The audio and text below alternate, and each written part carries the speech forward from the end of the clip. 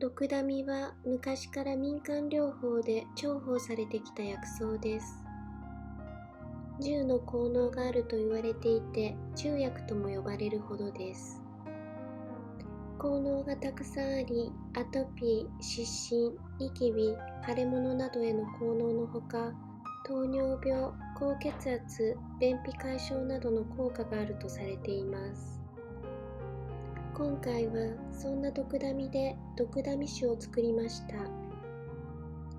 材料は毒ダミ適量、35度以上のホワイトリカー適量です。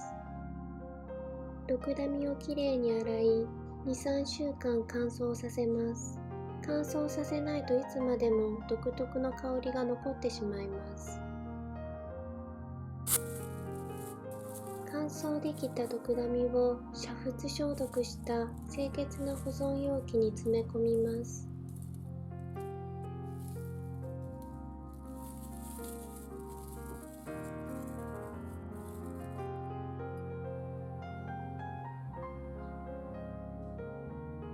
35度以上のホワイトリカーをひたひたになるまで入れます。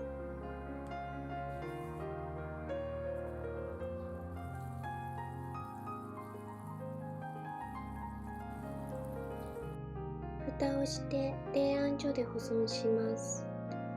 2週間くらいで飲むことができますが、3ヶ月以上置いた方が効果が高くなります。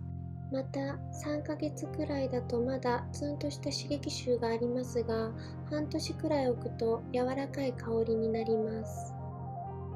無色だった液体に毒ダミの薬効が溶け出し、琥珀色になっていきます。お味はというと、テキーラのような少し洋風の味になる気がします。